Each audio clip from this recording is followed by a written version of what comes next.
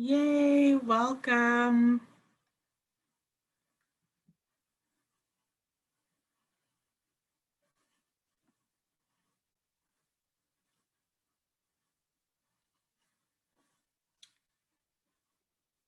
Perfect.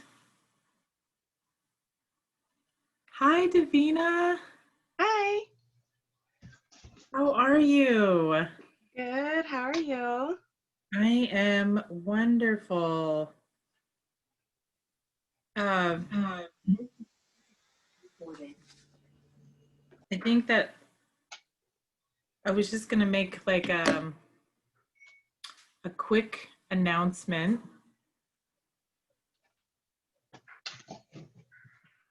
And then would you like to do the land acknowledgement? Oh, I was actually going to ask you. Okay, I'm happy to do it. I'm happy to do it. Oh, yay, there's Dolores. Welcome, everyone. She's just upstairs putting on a different shirt. So so when she's here, I'll put her on screen.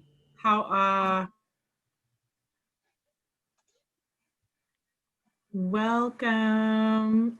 Happy Indigenous Peoples Day. I just made myself, our family, a big bowl of fish spread, and one of our friends made some kelp pickles, and oh my gosh, that was so incredible. Delicious. Welcome, everyone. We're honored that you folks are joining us. There's so much happening today.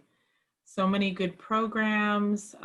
First Alaskans with their Elders and Youth Conference. So many beautiful programs happening, not only here in Alaska, but all around the world. It's pretty amazing. Oh, I didn't really, my hair, we had some good conversations today. My hair is telling on me what kind of conversations, dialogues, and all good stuff though. Really good stuff. I'm wearing a gift, show and tell, wearing a gift. By I one got of my Lily Hopes on. Yeah, beautiful, beautiful. They're the Taku Sunrise collection. Gorgeous. So let's see here. It's 5:54, so we still have a few minutes. Yeah. All right, beautiful. I'm so excited about this feature, this documentary that we're gonna watch. It's very powerful, and I can't even wait to visit with Dr. Churchill. Woo! So exciting. I know. Welcome, folks. I can't hear you. Oh. I can hear you fine, Colleen. Okay, thank you. I was wondering, sorry, go ahead. Yeah, I wonder, Susie, if you might want to try just making sure your volume's up, because I can hear Colleen and other people are commenting that they can hear. Although I do want to say that I was on a couple of other presentations today, and there was something that I forgot what I clicked on in order to allow me to hear what everybody was saying. That doesn't mean anything to her if she can't hear me, though. Oh, sorry. I just realized probably need to chat back to her. Sorry about that, folks. It's the end of the day. Can you not hear anyone or just Colleen? People are trickling in. Welcome. Happy Indigenous Peoples Day. Gnath Chish, how and Oikshisum Newsome for joining us. Oh, it looks like she's got an assistant now to Beautiful. help troubleshoot. Looks like she's connecting. Okay.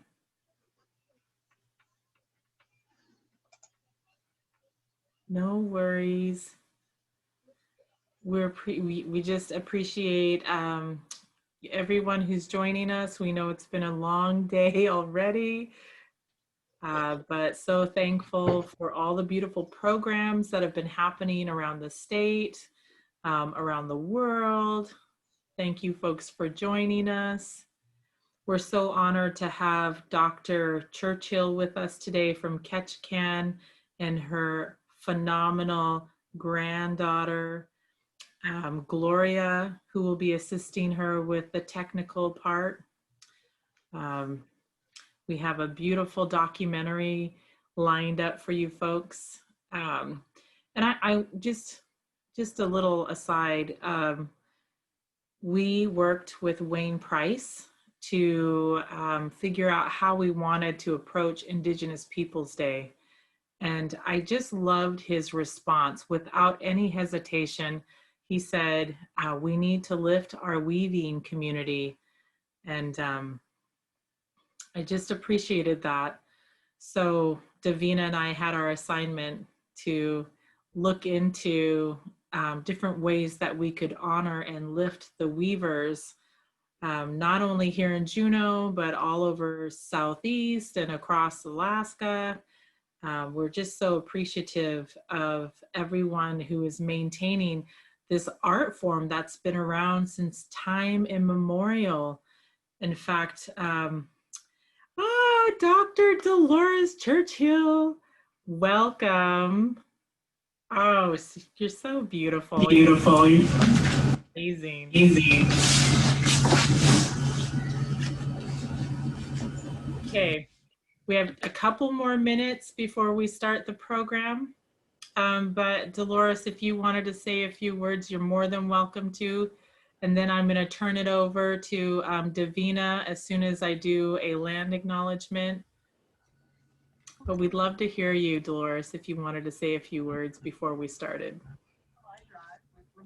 Adalas. Ilskialas kanadi kyang diu au hadagan. Ajikin ling istas who asti good ngek in or slang. How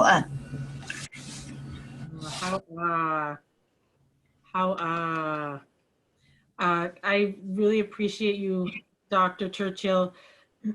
I heard you yesterday with the elders and youth at the warming of the hands.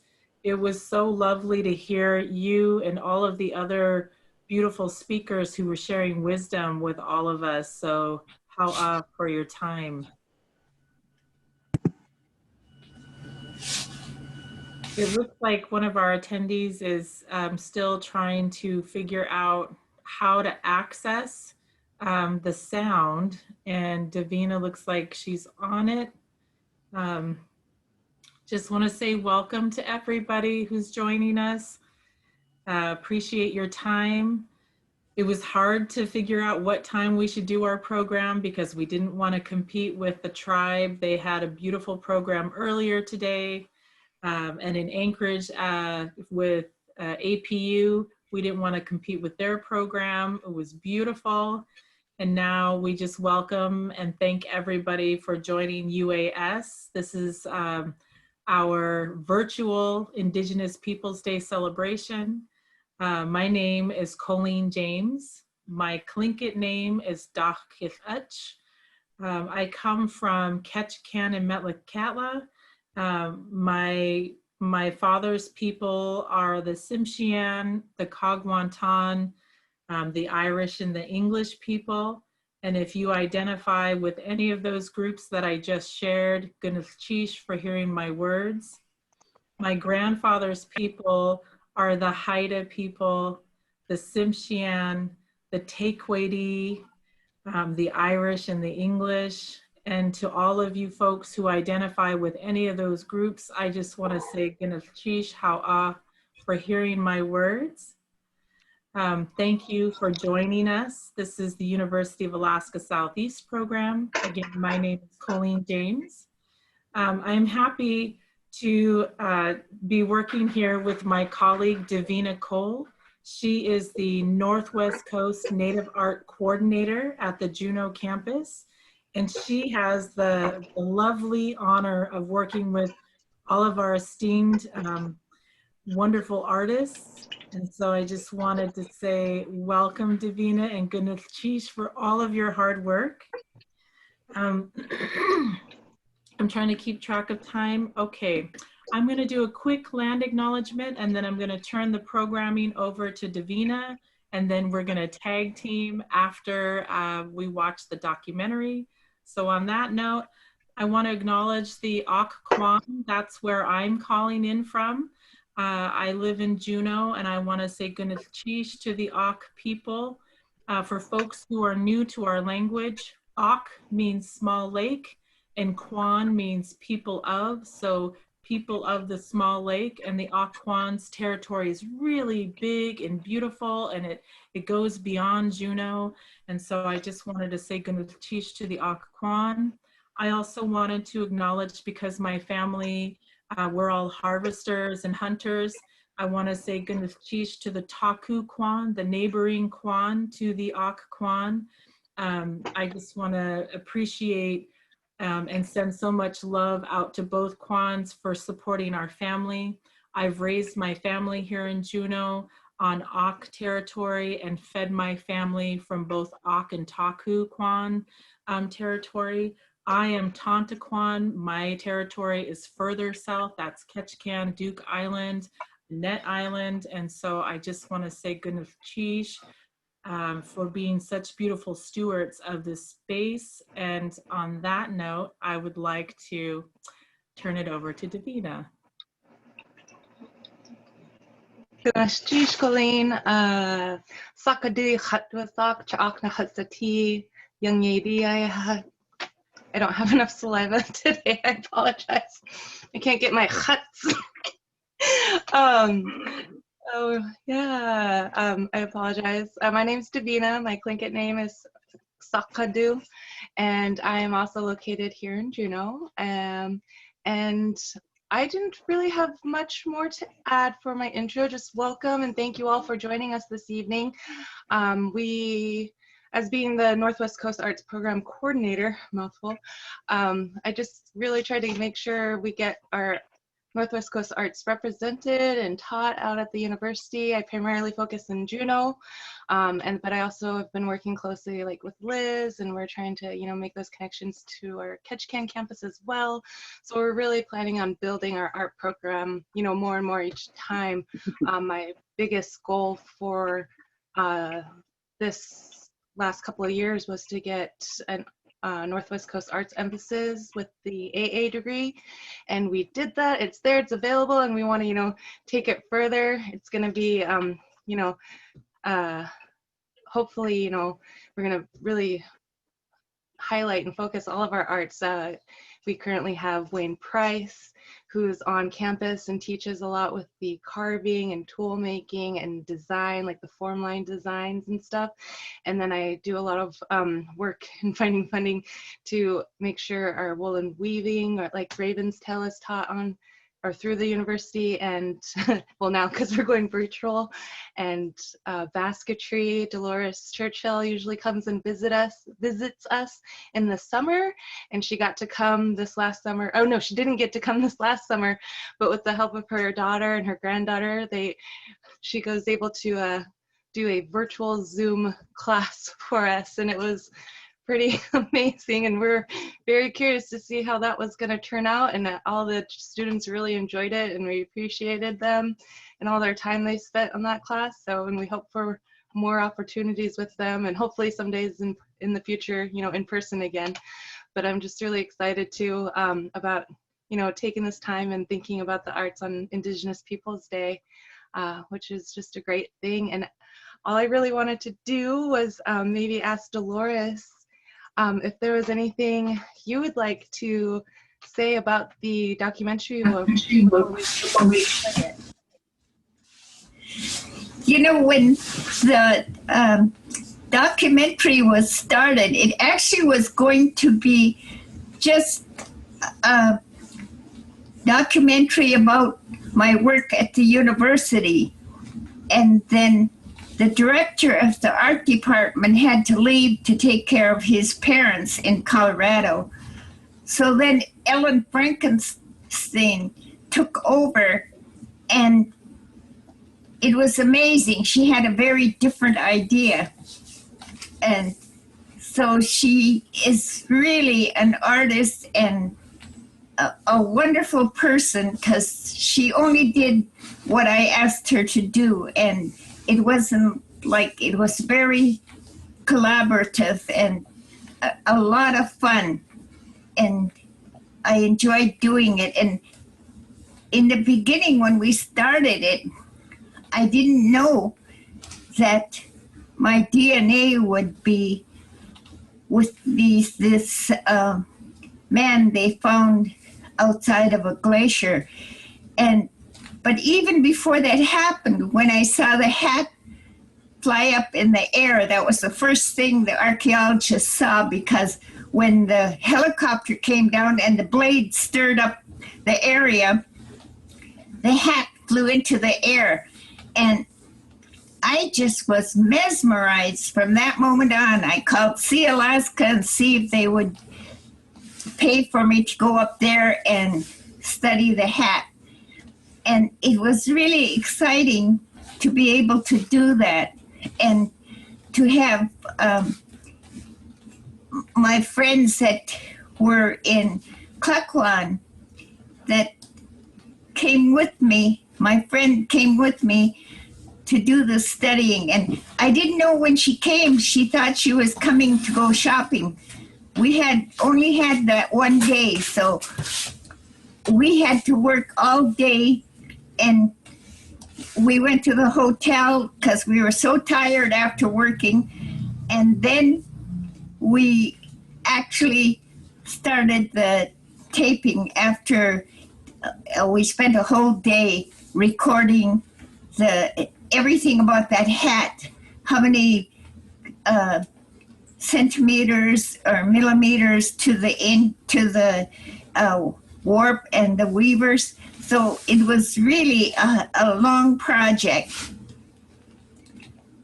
So afterwards, if you have any questions, please be sure to ask them.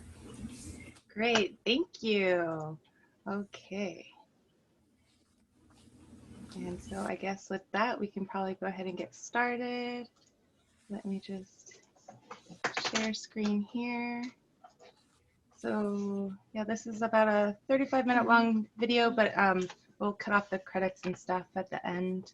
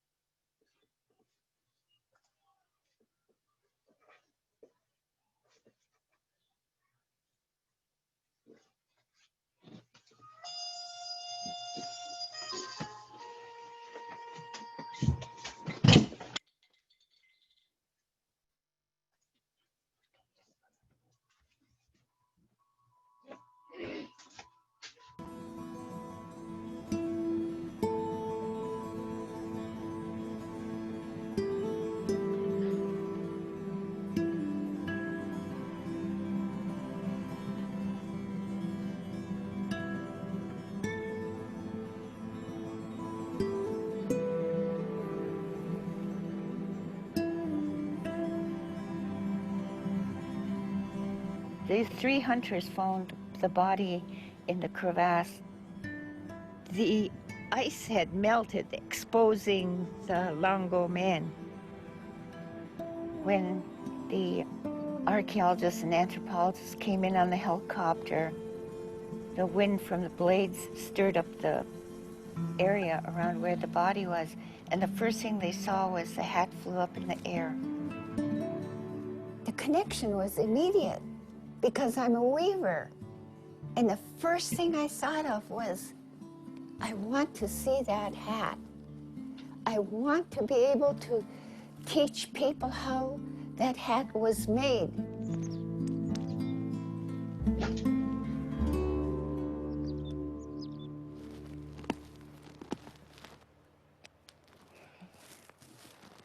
That's a weaver too. So much easier in the sand. I hope Evelyn finds a good spot. But whoever did this didn't cover up. They better come back and cover it up. Fearless, I better talk to them. I don't know who did it. adventurous, gone all the time. Because I usually end up talking about you. Well, sitting in SJ, Sheldon Jackson, I always point, I'm going, see that thing back there? My grandma makes those. Oh, that's how you get it to the back. Put it in and put it back and then cut it. And wet it so it doesn't break when you pull it down. Very useful. Enchanting. She is indeed a national treasure. And just very generous in giving of her time and her knowledge. And it is really nice to hear her constant stories about her mom and to like see her as a small child as well, you know, with her mom burning her baskets. If you were going to be stuck on an island with any one person, who would it be? Starts with a D. Dolores Churchill. I think these we could easily get. In English, I introduce myself as Delores Churchill. When I'm in the village, I speak of myself as Ilskialas. And Ilskialas in Haida means looks like the good luck fairy. Yes. How do you know it's good? If it's really hard and woody, then you know it's not going to be good. I was asked to document a traveling Northwest Coast art class. Yes, As I watched Dolores share her knowledge of an art that could have been lost, boiling water on just like you did the grass. I realized it would be easy to tell a story focused on all she's done, a chronology of her past. But what about a story that went forward? I wanted to see Dolores in action. And also, sometimes you don't know the meaning of your work. No. That's when Dolores told me about the long ago person found and his hat. She'd studied the hat before, but wanted to see it again. And so our journey began.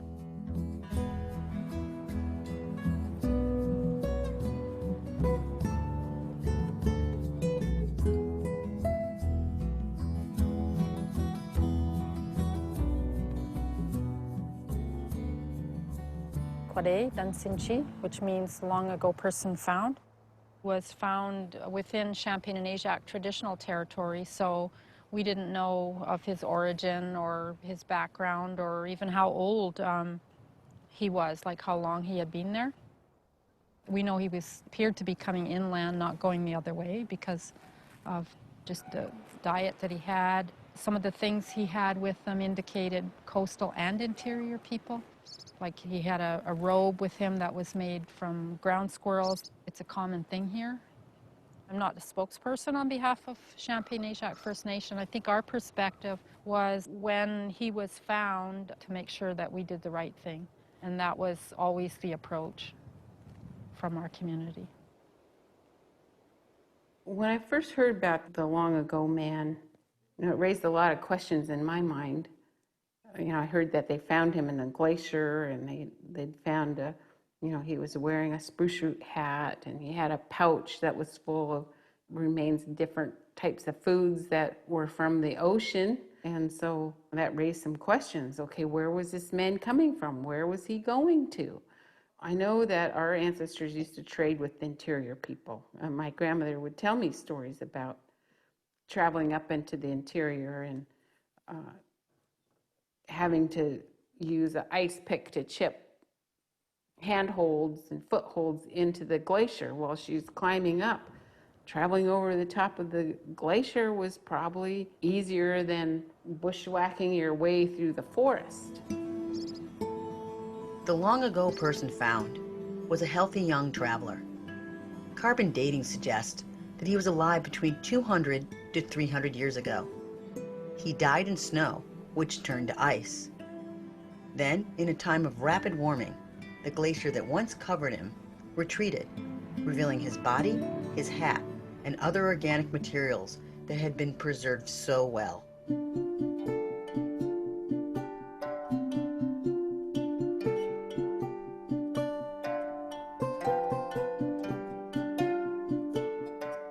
Dolores wanted to learn from the hat found in the glacier. And I was learning from her that every basket or hat could tell us something about who created it, how it was used, and where it came from. Oh, I'll recognize this. It's a little tiny one, but it's very fine. Okay. Feel free to start opening these doors and pulling the. When you think about it, do you think of pottery or weaving being older? Oh, I'm sure that weaving was before. Maybe in some areas pottery was first. Oh, they're gorgeous. I want to stop and look at them, but I'm not going to. Oh, I love slapping berry baskets. I love utilitarian baskets. This looks kind of like one of my mother's, so. And I love how it swirls in the center. Like I said, every time I see these baskets, I get knocked down to kindergarten. It's so well worn. It's just a really, I love those that have been used and repaired and repaired. They did that with even clam baskets when they were storing them for winter. They would just wet it and fold it like an envelope, and then when they were ready to use it, they would just wet it again.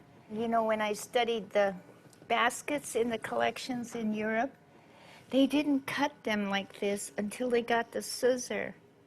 They used to have to cut it with a shell, so they would end it because it made it more secure on the top. Wow, these are so beautiful. You know, you would see at Haskell Institute, you'd see where the Tlingit children had come, and these were their suitcases. They had their clothes in these huge, large baskets. Can you imagine the children taking such a priceless object with them? And I wonder what happened to them. Okay. No, there was none there, so she's right. It wasn't here.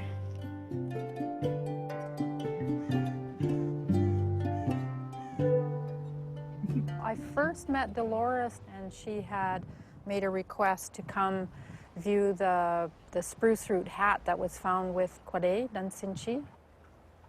Oh, this is that long ago, information on the long ago man. And at the time, we weren't really sure whether it was spruce root or cedar root. We didn't have any indication on how old it was.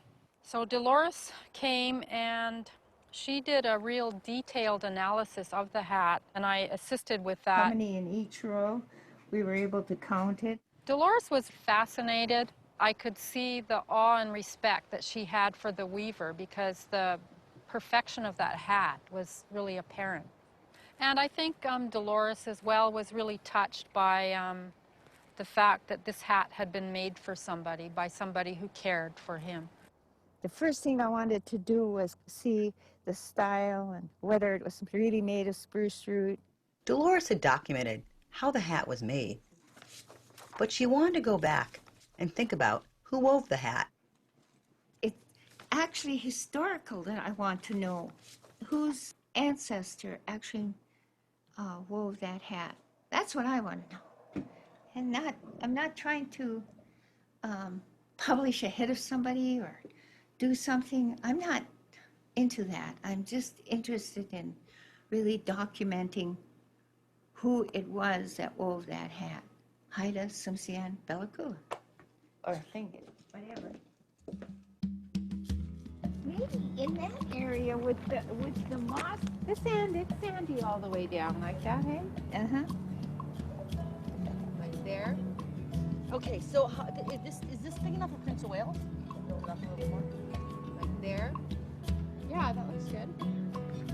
So I guess we do need more mushrooms. What else? Because they hug the coast a little bit. These mushrooms represent the islands, and this is representing Vancouver Island, the Coast Salish and Nuchanas. Here live the Belakula, and the Bella Bella live here. Coast Sumsian. Here in Haida Gwaii, I grew up there, went to school until the 3rd grade, and then I moved to Prince Rupert. This is, Prince of Wales is Haida and Tlingit, and this is all Tlingit. And they're even up as far as here, which is Yakutat. Then there's the Champagne Asiac, the interior, where the long ago man was found.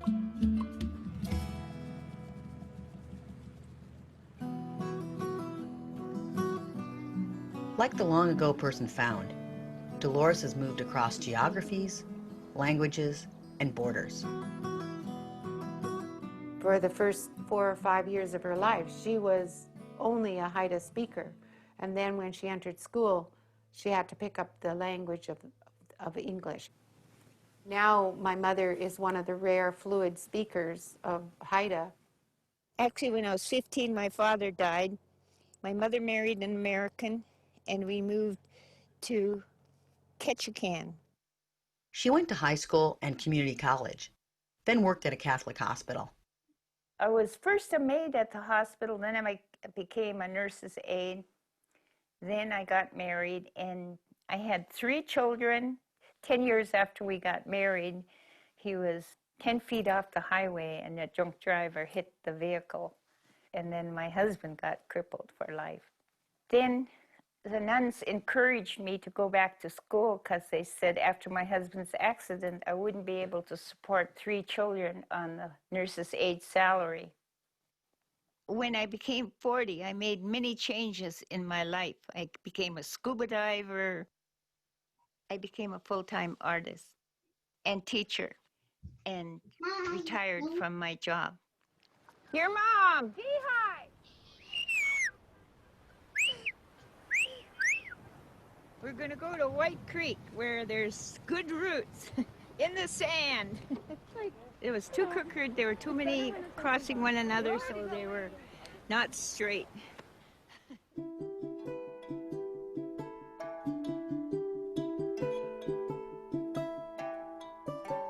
My mother really is the one that kept the Haida basketry going. This is a picture of my mother. She was 95 when she died. I always was her apprentice. She made me harvest for her until she died, because that's what they used to do. Whoever your apprentice was, they harvested for the rest of your life for you.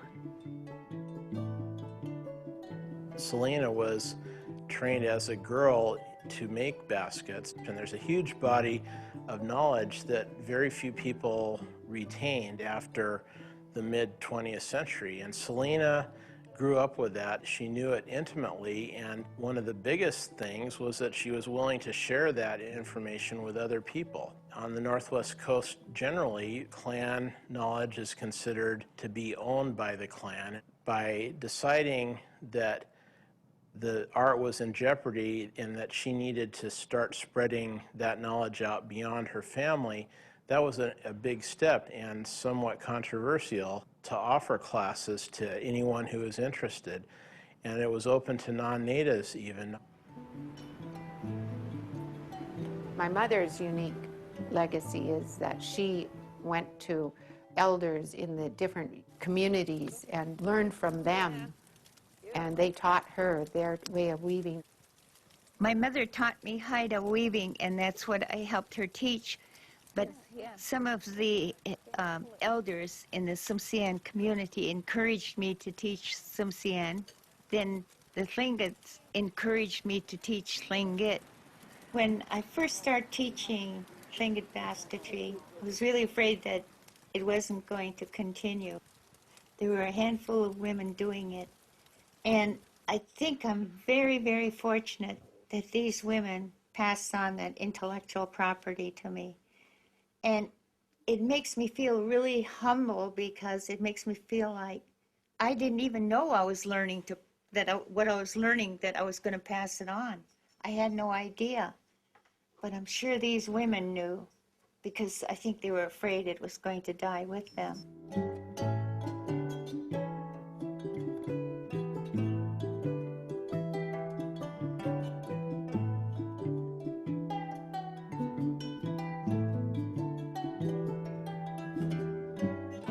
Weaving really takes your whole concentration, because it's all mathematical. You can't think of anything else except what you're doing. I think that's why it's like meditation. You can't be thinking of evil things. You can't be thinking of what you're going to do tomorrow. You just keep weaving, and you're counting as you weave. Before you weave, you think, though, you hope that the basket you're weaving turns out beautiful because you took it from the tree. I'm looking for an area where there's smaller trees and moss, and no vegetation, so we don't disturb what is there. And you also prayed that it wouldn't harm the tree, that the tree would continue to grow, and that your children and grandchildren and great-grandchildren would be in the same place harvesting. Oh, there. It came to the terminus. You want to pull your first root? Come on. Yeah, pull. Oh. That's it, pull. Pull, pull, pull. Good girl. Pull. Pull it up. Hey, that's your first root.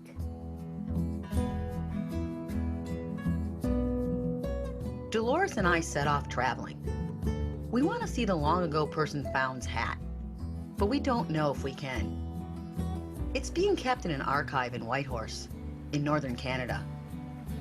It's not being treated like a basket in a museum, but instead as something found with human remains in a natural grave. Out of respect, the Champagne-Ajiac First Nations have limited access to the hat. As we wait to see if we'll get permission to look at the hat, we travel to Prince Rupert, one of the places Dolores lived as a child. We lived in Rupert for 5 years. They didn't allow Indian people to go to high school unless they went to a private school. I think the motto was that educated Indian was a dangerous Indian.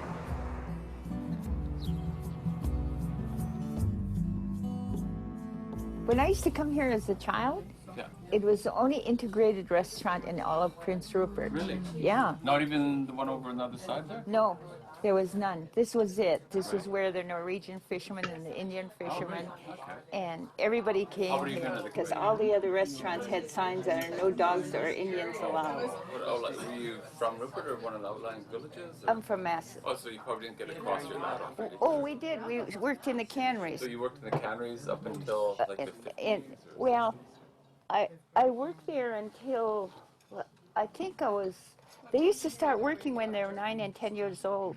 I think I worked there till I was 13 and then moved back to the Charlottes.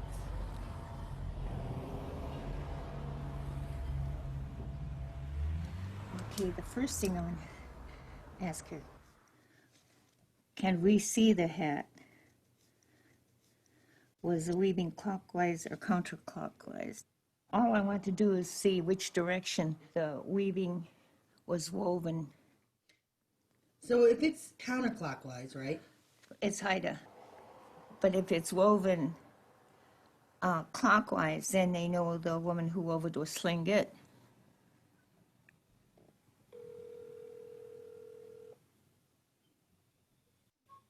Can we actually see the hat? It was hard to understand your letter. I didn't know whether I could see it or not.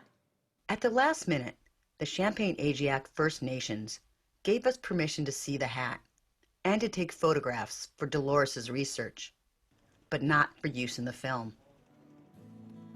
I really wanted to know how the hat was made. I had so many questions that needed to be answered. So off we went, taking a ferry, plane, and car 1,000 miles into the Yukon.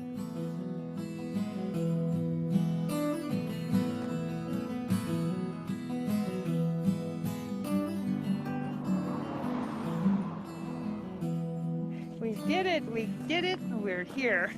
Amazing. So the long ago man, you think he walked through here? I don't think anyone knows where he walked or how he walked, but he walked a long way.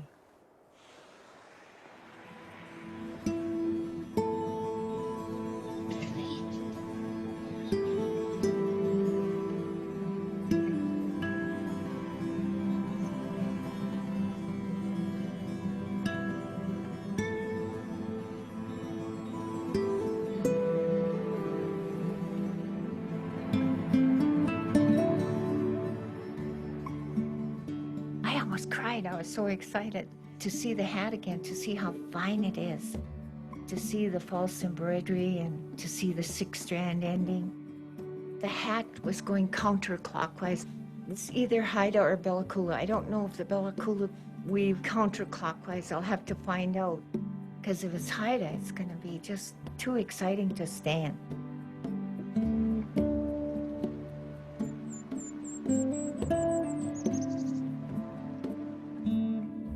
No matter what happens, I'm not disappointed because I've proven whatever it is that it's supposed to be. It's really puzzling because look at this. This shows that this is going over that way and then it's down here. So I'm going to have to do the sample before I know. And it's making it really puzzling because I can't believe that one area is going clockwise and the other one's going counterclockwise. Dolores, I think in addition to having her mom as one of her primary teachers, I think the baskets themselves are her teachers. And she's traveled all over the world looking at old baskets in museums and learning a lot from them just by reverse engineering what she sees in the finished product. Basketry on the Northwest Coast began thousands of years ago as a part of everyday living, as a part of surviving in the environment here. The oldest known basket with a solid radiocarbon date on it is in our collection, the one in that box there.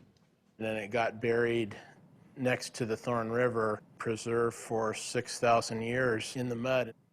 And right next to it is Dolores's interpretation of the basket. Dolores was really captivated. She wove this replica, which, because of the irregularity of the weaving, Dolores thinks might have been done by someone learning how to weave. I thought, that's that child's first woven basket. She told me whenever I showed that to tell people that that's not the way she normally weaves. I have made other replicas, but this one really, right from the beginning, impacted the way I felt. There are replicas in the museum, but it's not the same as knowing that it belonged to someone. I'd like to find out if the hat is older than he is, if it was handed down, or whether some grandmother wove it and gave it to a son and then gave it to him, because it's kind of worn. It has places where it's torn. And these have to soak for like 5 minutes. In fact, the women used to soak them for a whole day before they worked with it. That way, it was nice and pliable. Here. Okay, so it's 22 centimeters long. This is the beginning of the weaving. And you try to get the warp to be the exact same width. And this is the weft, or the weavers, whatever you want to call it. It's not that much thicker. It just is, with the weft, a little bit longer. The first thing you do is center warp. The next thing you do is you take your weaver by going over its 6 warps. You're going to do 2 together, then 1 for the first round. All of this is mathematical, and you're pulling toward the center. This is what will keep it watertight.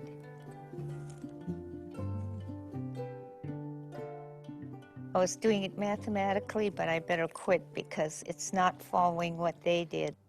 I want to respect the person who did it and do it the way they did it. I'm keeping my mind really clear so I don't get,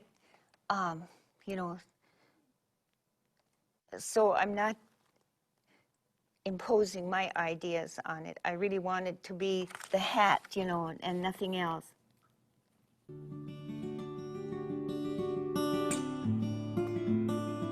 Dolores was drawn to see the hat the first time because she wanted to study how it was made. Then she took part in a DNA study that indicated a mitochondrial connection to the long-ago person found. That changed the way Dolores thought about the hat and her connection to the young coastal man who wore it. And it made her want to talk to the anthropologist who sampled her DNA. I think my first question is, how far back in the relationship am I to that long-ago man? Right, okay. So that's actually something we don't know. Oh. And something that is without any real precision right now, unfortunately. by taking your DNA sample, and then we took it back to the lab and sequenced a portion of your mitochondrial DNA, and then we determined this relationship to other people in the study, and also went through the literature, and that's how we found the connection with the long ago man. The sequence we looked at, you have this direct, it's exactly the same sequence as this guy, which means you share a direct maternal ancestor, but we don't know when. So that's the problem. Okay, so if I was to sequence all of your daughter's mitochondrial DNAs, they'd be the same too. And if I didn't know that you were their mom, I wouldn't know when they shared a maternal ancestor. So with directly dated remains, we could say it's at least this long ago.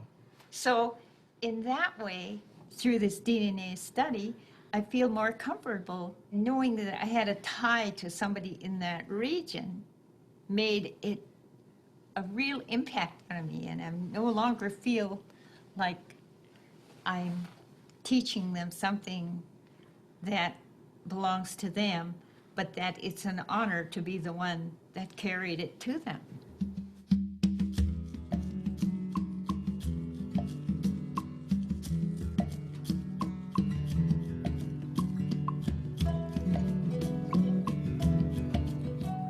I woke up at 3 o'clock this morning thinking of weaving. Do you think you got it? I think he's addicted.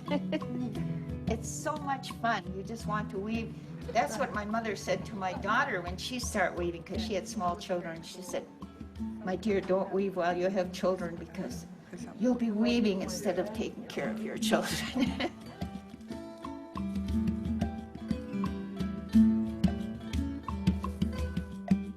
You have to keep adding on this top part, because it's going to have to fit the head, so you have to think it's such a small hat.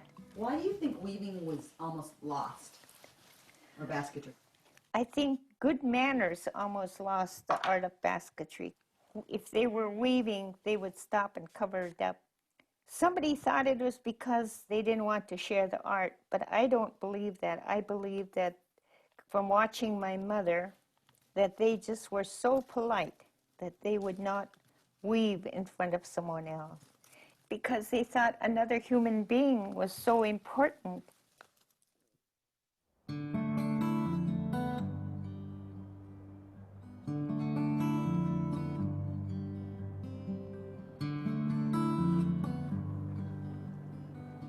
As Dolores continues to learn, to teach, and to share, I think about glaciers and ice patches as they thin and retreat. Glaciers that don't have boundaries, always shifting, like the people with whom they share the land, changing it and sometimes revealing the past. I travel again to the Yukon to do more research, and I feel a silence. Not everyone wants to dig, to find out, to have even moved the long ago person found from where he was discovered. There's a lot to consider: the changing environment, DNA studies, and cultural ownership. More questions to ask than to answer. And then there's the hat. With her travels to teach and be with family, Dolores hasn't finished it. I've realized how much effort it takes to weave a compact, waterproof spruce root hat, and how many techniques are involved. And not seeing the ending doesn't take away from what Dolores has learned. I started thinking about what did they do to do this? And toward the end, because it was easier than holding down the hat upside down and weaving on it, so she flipped it over and did it like a Haida would, with the hat right side up. This woman who did the hat probably knew both the Tlingit and the Haida technique.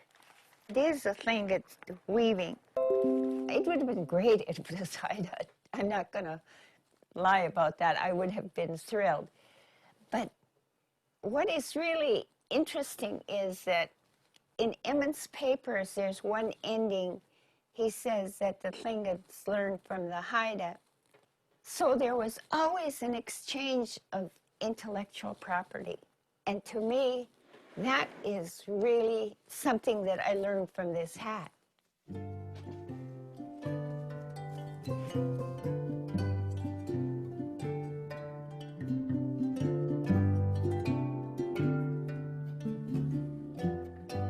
There were a few people that were still doing hats in my village, but they were not teaching anyone and they were not sharing. My mother, to her, it was a very important part of our cultural history. So that's why she kept teaching. And I think this hat reminded me of that tradition of giving and sharing. He is sharing his intellectual property, even though he's been dead for 200 or 300 years. We still are learning from our ancestors. At celebration, when I see the hats dancing, I see it as it is community owned. It's Tsimshians, Haidas, Tlingits, many different people using these hats. This long ago person found, we all have part of him with us today because hats are still being created.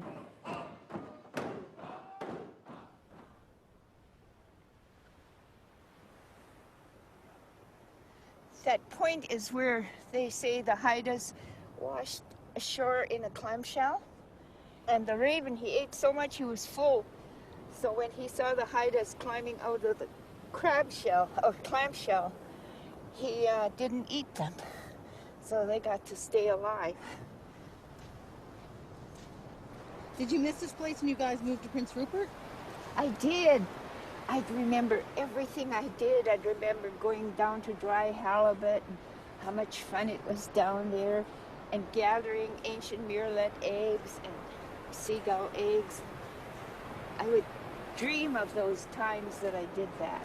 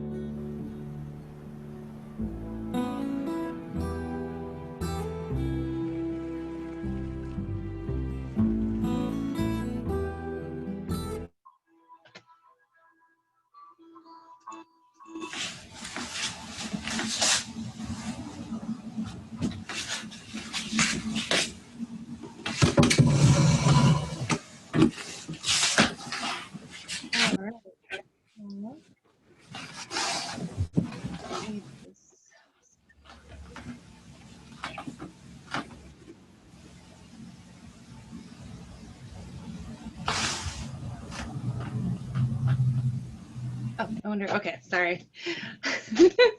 So now after kind of rewatching this documentary, is there anything that comes to mind, or like some story or behind the scene information that wasn't included, or just... I forgot to mention Ruth Casco's name. She was the one that went up with me to study that hat. And I didn't mention Frances Olness, who was from Whitehorse, also was one of the people who helped me do all the counting of all the rows. And so I could never have finished it in one day without their help. And so I really want to thank them, and their daughter still lives, Ruth's daughter still lives in Haines. And she was the only one that duplicated that hat other than myself.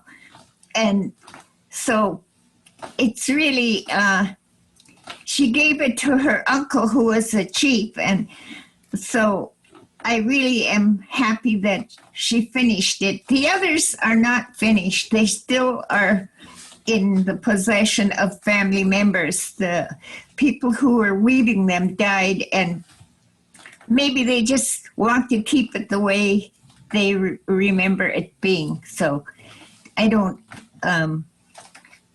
urge them to finish it. It's really theirs. Oh, great. Thank you. So I was going to take a moment and see if anyone else had questions, if they wanted to maybe type them in the chat box. And for Dolores, or yeah, and then I was kind of trying to still take notes and stuff, and yeah, one of the first things I kind of wanted to ask you though, and it's probably going to sound silly, but are you just used to being followed around with a camera now? So, are you used to that, Dolores? Yes. It's just second nature for you now. I just kept thinking, like, they probably didn't do a lot of retakes of any of that, and you just look so natural in front of the camera. It was great. Oh, Colleen, do you have a question? Actually, I was just gonna share that there are a couple of questions that have popped in the chat box. Oh, one. The question for you, Dolores, is how long in all did it take you to replicate the hat? And also, what a wonderful documentary. It really took me a long time, like 5 years, because I was very hesitant to finish it. And then there was a show in Vancouver, and they wanted it there. So I worked on it and finished it very fast. And then they auctioned it off, and they asked me, I tried to sell it to the museum in Anchorage because they had indicated they wanted one of my baskets. But they were buying that Alutiiq basket that sold for, I think it was over $1 million. And they didn't have the money to buy mine. And I was only asking $5,000. And so after that happened, it was sitting on my kitchen table, and I got a call from Dr. George McDonald. And he said, do you have anything to sell? I said, oh yeah, I have this hat I finished duplicating the Longo man's hat. And because they were raising money, like I said, to do a gallery for, and it still is there, Bill Reed. And so I was happy to donate it for that purpose. And I couldn't believe how much it sold for. I think it was $13,000, something like that. It was quite a bit of more than the $5,000. So it was exciting to have that hat be purchased by actually a woman who wrote a book on basketry, Tlingit and Haida basketry. And when I was in Ottawa with the show Edge of the Knife, I was actually there, and it was at the Canadian Fine Art Museum, but I never got to see it there. Great, thank you. Is the universe a pattern for woven work? Beg your pardon? It says, is the universe a pattern for woven work?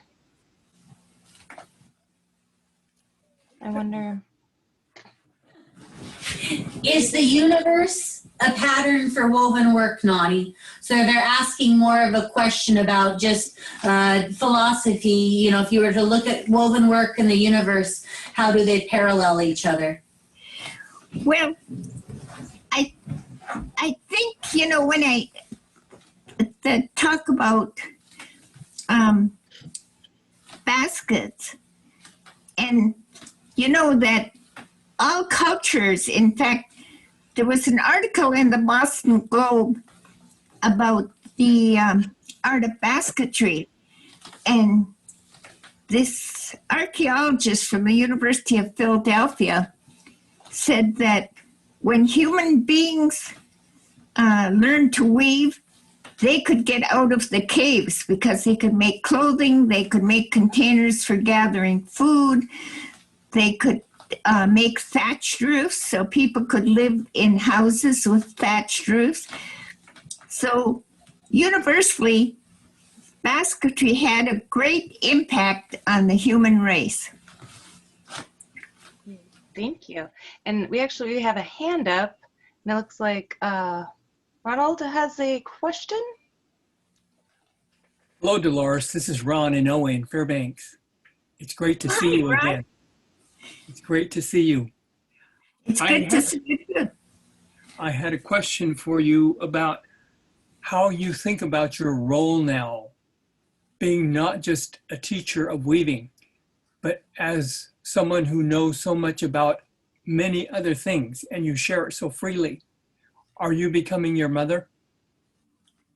I don't think I'll ever get to that stage. She just was such an amazing individual. I still honor her, and I could, you know, she'd go up north and to my brother who lived in Bethel, and she would make clothing, Eskimo clothing, by just seeing it. And I couldn't do that. And there were so many things she was so good at that I can't imagine even pretending I'm like she is.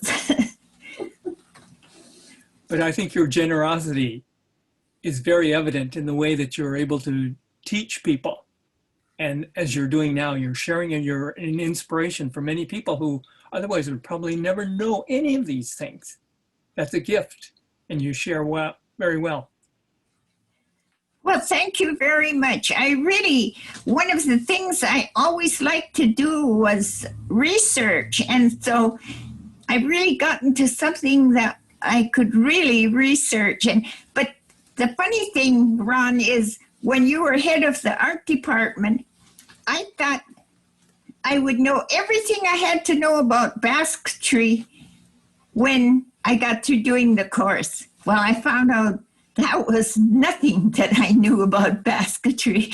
The research I've done has been so exciting, and I think like those endings I decided to study because nobody was doing them. In fact, in Emmons' time in 1900, they were doing 12 endings.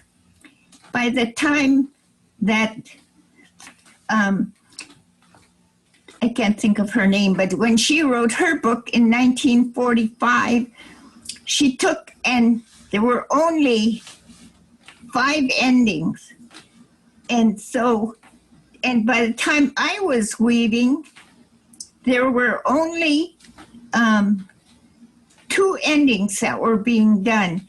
And so to bring those back has been very, very exciting. And I studied the Haida endings first, then I converted them to the Tlingit and Tsimshian. So it has been really exciting adventure. It's been hard work, but I never ever thought of it as work because I enjoyed it so much. Dolores, did you publish that so that you're acknowledged for it? Well, my book is now at, somebody is doing the layout, and Steve Hendrickson is doing the editing. So okay, I'm hoping that I get it done. Well, you better work on that. Yes, Steve Hendrickson said he's putting basketry pictures in for the person who's doing the layout. So I'm excited about that. Great, thank you. Oh, great. So we only have a couple more minutes left, and I think there's just a couple more questions. I think Aaron Popek, if you wanted to put your hand up, I can call on you next.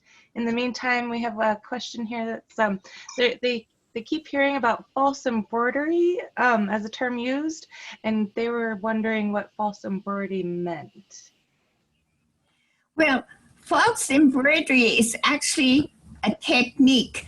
You know, with true embroidery, the design is woven is needled to the back and then comes forward. But with false embroidery, it's just being wound over the weaver, the working weaver, and woven in.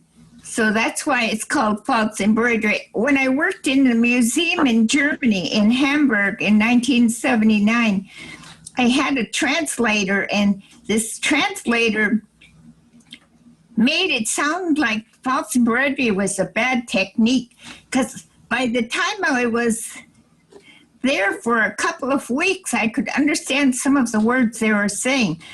And so false embroidery, she made it sound like a bad technique. And I said, stop. I said, it's just the technique. And so she said, you don't need a translator. I said, oh, yes, I do. I just understood a few of the words you were saying, and you made it sound bad. Oh, great. Thank you. I think, was Erin still on and wanting to ask her question? Erin Popek? I apologize if I'm saying your name wrong. No, hi, I'm here. I don't know if you can hear me. I don't know how to raise my hand. Oh, okay. I can hear you. Yes. Okay, hi there. Thank you so much for sharing. I'm really inspired by tonight.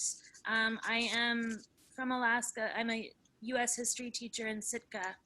And a quote you said tonight stood out to me, that you said, I think it was good manners that almost lost the art of basketry because they thought another human being was so important. I'm curious with that, your advice to my students right now during here in Southeast Alaska and Alaska in general. Well, I think that my mother was really conscious of always being polite. And so when someone walked in, she immediately stopped and covered the weaving. But I really am excited when I see people weaving like on the ferry. And so I don't discourage them. I encourage them to keep weaving. Thank you, and I meant that in no way. I love weaving, and I love introducing my students to this and hoping they learn and continue this art. So thank you, I guess, is my response. I just, that stood out to me as something to tell my students, an important message today. So thank you. Right. My mother always covered her weaving with a nice white clean cloth. Always. She never left it exposed. And because they, you know, the Haidas really believe that everything has a spirit. And when it wasn't finished, she didn't want to shame the basket, so she would cover it. Great. Thank you so much. Colleen, did you have any, we're at 7 p.m. on the dot, but I was just wondering if you had any questions or closing remarks or anything for her as well. I just wanted to say Gwyneth Chish, how to Dolores. You are so phenomenal.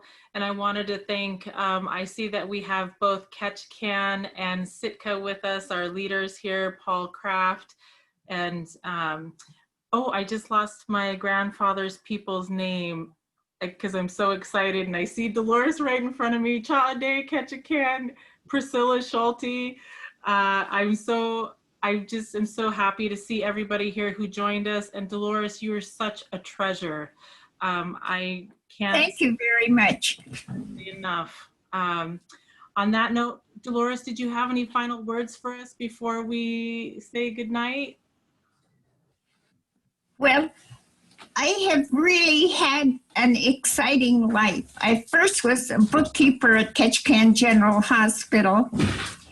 And then, you know, when I used to go to these meetings, and I was the only person of color and very few women there as business managers. And then to become a weaver and to be recognized has been as exciting a time. Except when I was 65, I sat down and I thought, if I had stayed a bookkeeper, I'd have a nice home instead of not being able to buy a house.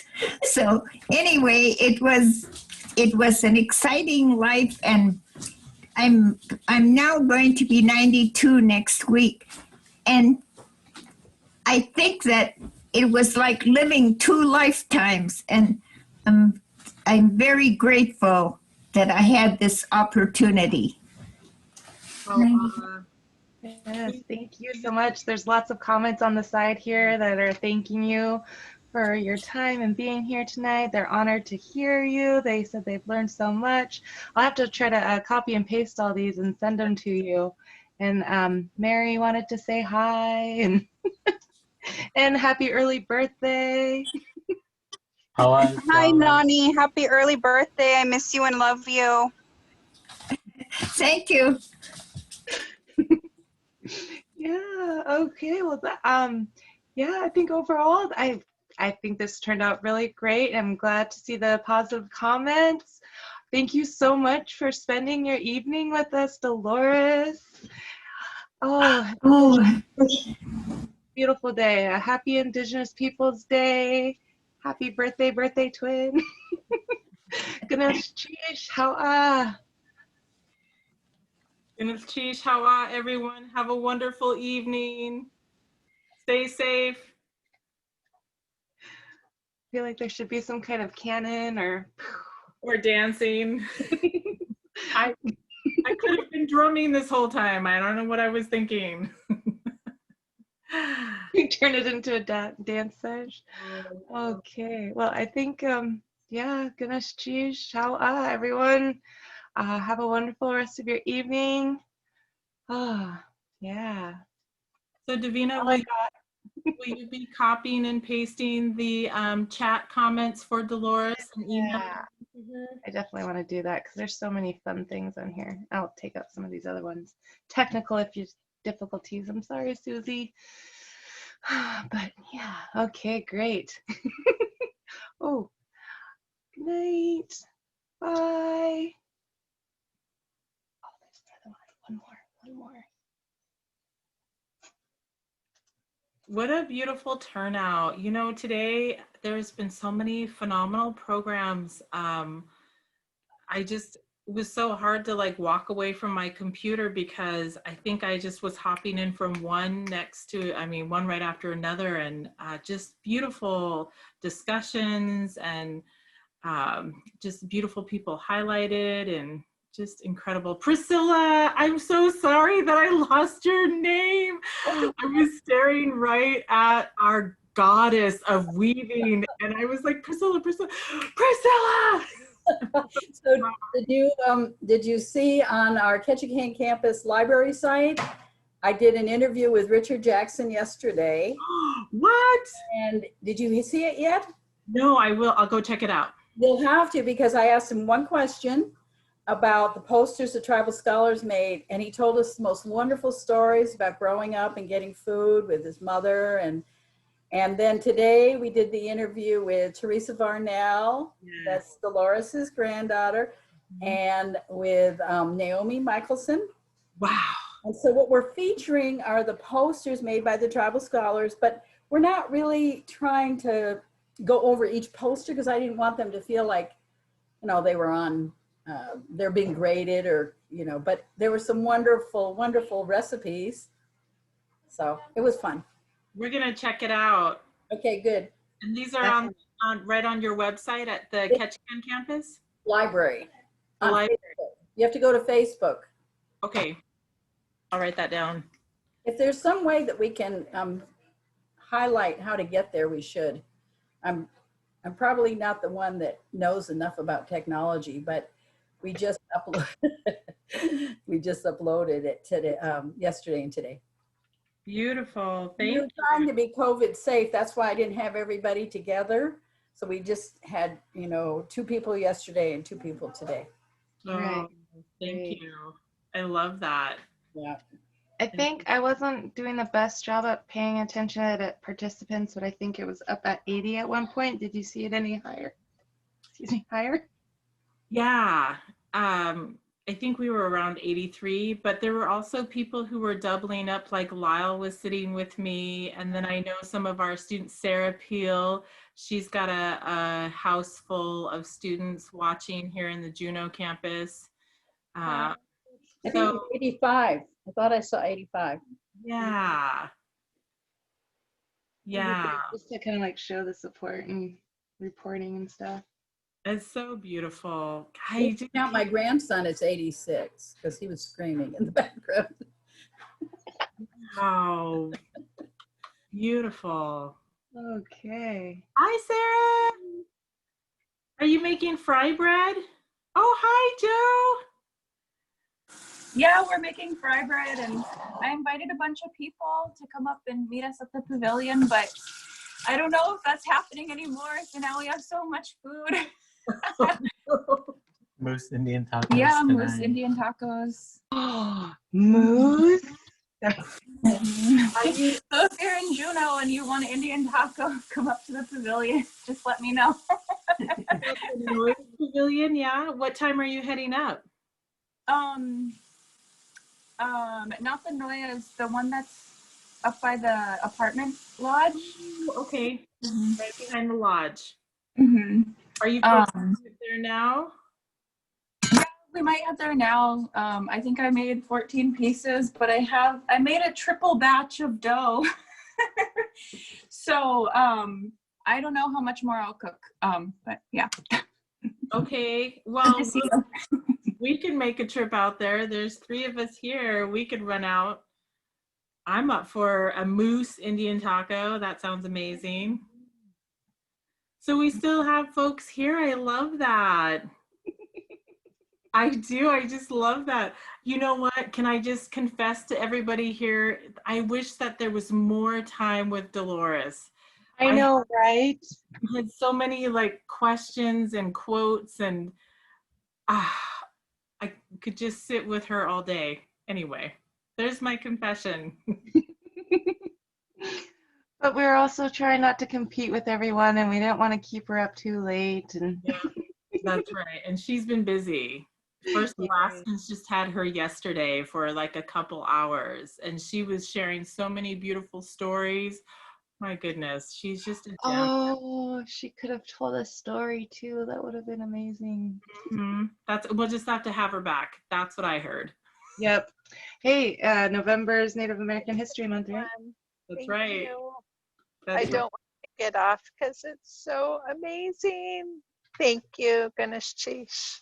It's good to see you, Eldry. Keep up the good work with your PhD program. We're proud of you. Keep it up. Thank you. Good night. Good night. And on that note, Davina, I think I'm going to sign out too, because I'm going to go out and get myself a taco. Okay. Yeah, I think that's one of those cultural things, new cultural things I have to learn is how exactly do you end a Zoom event? Because I felt awkward. Like I've gotten the leave meeting button ready a couple of times, but then I just cancel because we're still talking. Like, how do you properly, like, for real, we are ending, goodbye, and then click? I think that's it. And I think we all head out to campus to go help ourselves to a moose fry bread taco. All right. Good night, everybody. See you. See you in a few minutes.